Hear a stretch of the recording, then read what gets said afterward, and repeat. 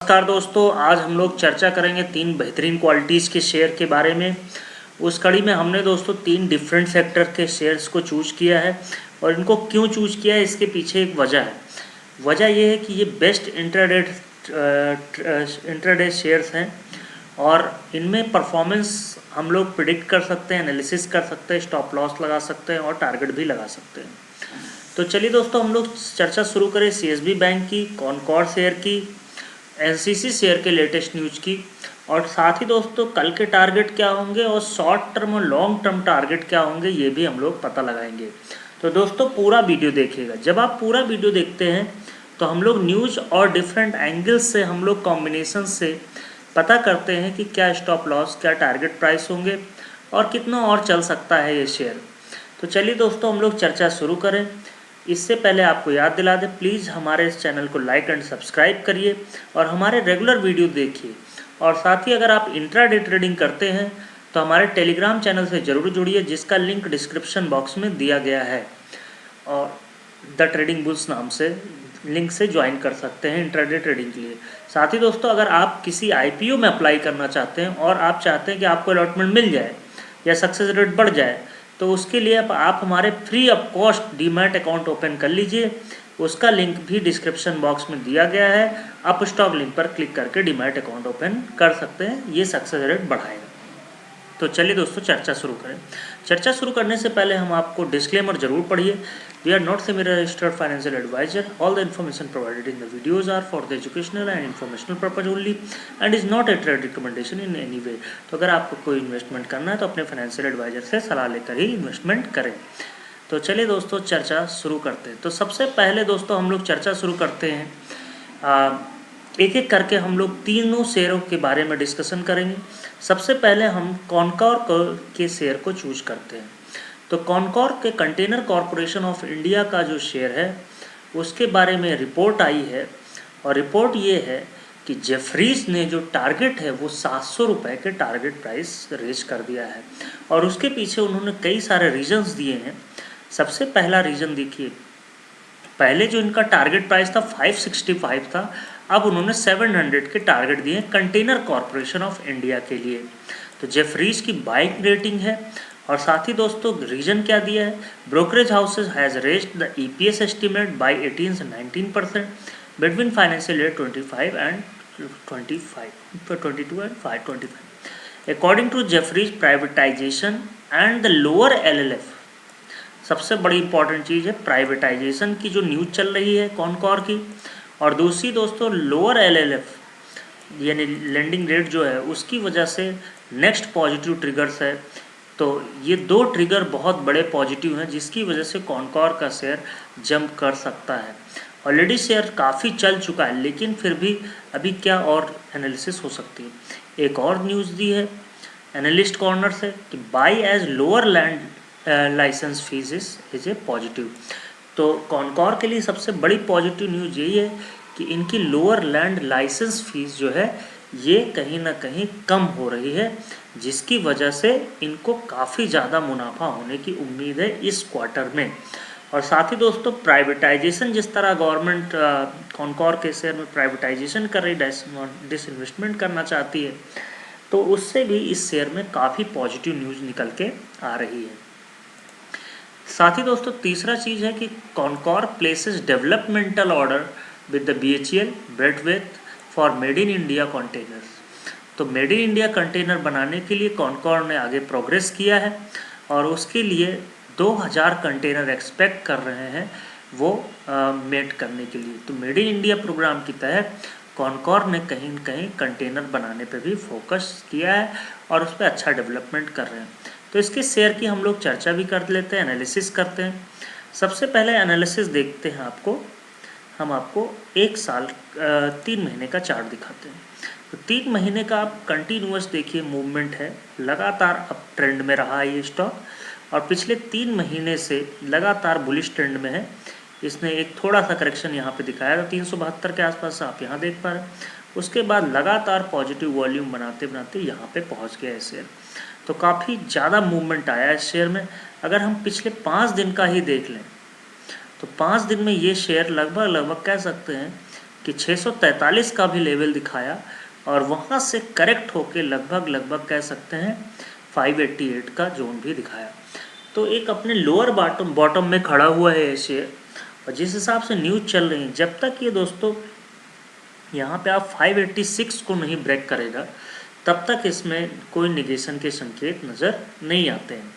तो 586 का stop loss रखिए, पहला जो स्टॉप लॉस होगा 586 का, और हम इंट्राडे टारगेट के लिए इसको फोकस कर रहे हैं।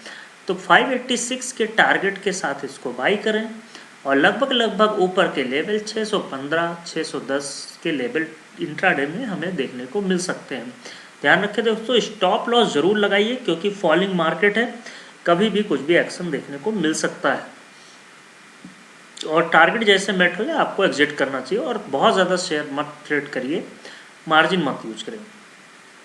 साथ ही दोस्तों अगर हम इसका ऑल टाइम ग्राफ देखते हैं तो ऑल टाइम ग्राफ ये जब ये कोरोना से पहले के अगर आप देखिए तो ये शेयर लगभग 600 रुपये के आसपास चलता था, वहाँ से करेक्ट होके लगभग यहाँ 362 रुपये पे आ गया, और ये इस शेयर ने पहले भी 666 के लेवल दिखाए हैं। तो जिस दिन दोस्तों ये 628 का लेवल प्रिसाइसली पार कर लेगा, ऊपर की बुलिश कैंडल फॉर्म होगी, और आप ये 50 डे मूविंग एवरेज देखिए, यहाँ से ये 494 का है।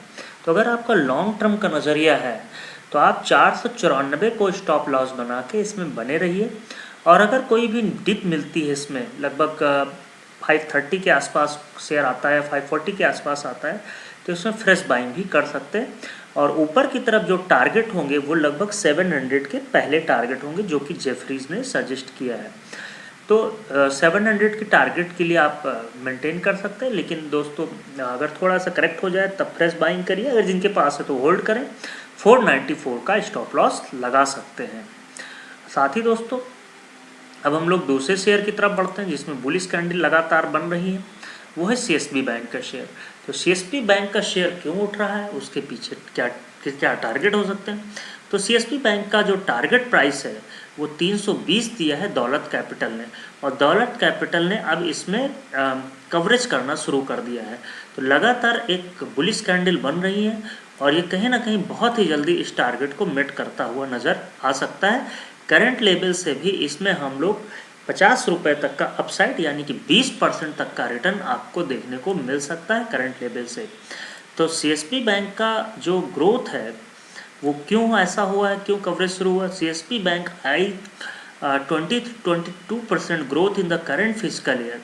तो इस जो एक्सपेक्टेड है ग्रोथ है वो कहीं ना कहीं बहुत ही बढ़िया नज़र आ रही है, और उसकी वजह से, और साथ ही दोस्तों नेक्स्ट फिजिकल ईयर में the bank expect grow by 25% both in advances and liabilities with its new team.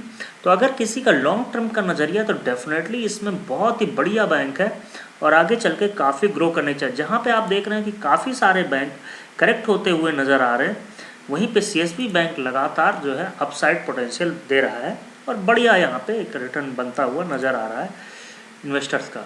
तो अगर आप पिछले एक महीने में देखें तो ये कंसोलिडेशन जोन में था, लगभग 223 रुपये के कंसोलिडेशन जोन में था, वहाँ से इनको ब्रेकआउट दिया, और ब्रेकआउट देने के बाद ये लगभग कह सकते हैं आज इसने 280 का भी लेवल छुआ, तो वहाँ से एक बुलिश कैंडल फॉर्म हुई। तो अगर आप 5 दिन का भी देखें तो लगातार एक अपसाइड, लगातार वॉल्यूम्स पे वॉल्यूम्स आते जा रहे हैं, और एक बेहतरीन वॉल्यूम आ रहे हैं। आप देख रहे हैं पिछले एक महीने के हाईएस्ट वॉल्यूम यहाँ पे दिख रहे हैं।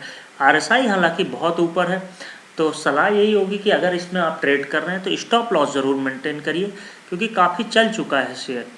अगर आपका लॉन्ग टर्म का नज़रिया है, 6 महीने साल भर के बारे में सोचते हैं, तो डेफिनेटली इस शेयर में बने रहा जा सकता है। अब आप देखिए दोस्तों कि ऑल टाइम हाई के अपने करीब पहुंच रहा है ये शेयर, और जिस हिसाब से फॉर्मेशन हो रहा है 268 का ऑल टाइम हाई था, उसको इसने क्रॉस कर दिया और ऊपर निकल गया।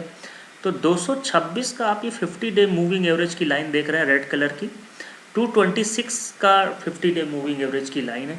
तो जिसके पास है वो होल्ड करें 226 के स्टॉप लॉस के साथ, और ऊपर का जो भी दौलत कैपिटल ने सजेस्ट किए टारगेट 320 के टारगेट हमें मीट करते हुए नज़र आएंगे। बस शर्त है दोस्तों आपको 2 से 3 महीने बने रहना पड़ेगा। फिलहाल शॉर्ट टर्म में मेरी सलाह यही होगी कि थोड़ा सा करेक्ट हो जाए, 240 के आसपास शेयर आए तभी इसमें फ्रेश बाइंग करें, अदरवाइज होल्ड करें। तो ये दोस्तों शेयर एनालिसिस थी CSB बैंक की। Now move on to the NCC। तो NCC का जो टारगेट प्राइस दिया है प्रभुदास लीलाधर ने वो 111 के दिए। साथ ही तो ICICI सिक्योरिटीज ने भी 110 के टारगेट दिए हैं। तो रिकमेंडेशन काफ़ी अच्छे हैं। जिस तरह से ग्रोथ हो रही और जिस तरह से रिपोर्ट्स निकल के आ रही हैं कंस्ट्रक्शन सेक्टर के लिए बाय 2021, तो 2021 से जिस तरह से ग्रोथ देखने को मिल रही है एब्टा मार्जिन एंड ऑल दीज, तो उसमें इनको काफ़ी ज़्यादा ग्रोथ होने के चांसेज हैं, बहुत ही बढ़िया रिजल्ट आने के इनके चांसेज हैं। तो इसकी वजह से शेयर भी काफ़ी परफॉर्म कर रहा है और राकेश झुनझुनवाला बैक्ड शेयर है ये। तो नागार्जुना कंस्ट्रक्शन कंपनी में टारगेट प्राइस कह सकते हैं 110 के ICICI डायरेक्ट ने भी दिए हैं। तो डेफिनेटली एक बढ़िया कंपनी, बहुत पुरानी कंपनी 1990 की, और राकेश झुनझुनवाला के इसमें लगभग 5 से 6% की हिस्सेदारी भी है। तो एक बढ़िया शेयर है और काफ़ी दिनों से ये उनके पोर्टफोलियो में भी है। तो NCC का शेयर अगर हम देख लेते दोस्तों तो काफ़ी ज़्यादा चला, 25 रुपये के शेयर में लगभग 90 रुपये तक पहुंच गया, इवन 100 रुपये तक भी पहुंच गया। तो यहाँ से एक गैप अप आपको दिख रहा होगा, ये यहाँ से 57 रुपीज़ के बाद से ये लगातार गैप है। तो इस गैप को कहीं ना कहीं फिल करने की कोशिश करेगा लॉन्ग टर्म में। तो लगभग ये शेयर एक बार 62 रुपये के आसपास आ जाए तो करेक्शन मोड में आएगा। फिलहाल अपर ट्रेंड में है, तो अपर ट्रेंड में है तो स्टॉप लॉस इसका 79 के आसपास है। तो 79 का अगर आप स्टॉप लॉस मेंटेन कर लें तो होल्ड करें और लगभग 100 रुपये 105 रुपये के आसपास प्रॉफिट बुक करने की कोशिश करें। फिलहाल इसका जो मूविंग एवरेज की लाइन है 50 डे वो 74 के आसपास है। तो 74 को आप स्टॉप लॉस बना लीजिए, 79 से बुलिश ट्रेंड लगा था वहाँ से आप अपर ट्रेंड वहाँ 79 को बना लीजिए और शॉर्ट टर्म के लिए प्रॉफिट बुक करें। लेकिन जो ये गैप अप हुआ, गैप फिलअप हुआ, उसका फिल करना ज़रूरी है। तो लगभग वो 60-62 के करीब आता है, तो वहाँ पे एक बार आए तो आप फ्रेश बाइंग करने की कोशिश करें, अदरवाइज होल्ड करने की कोशिश करें।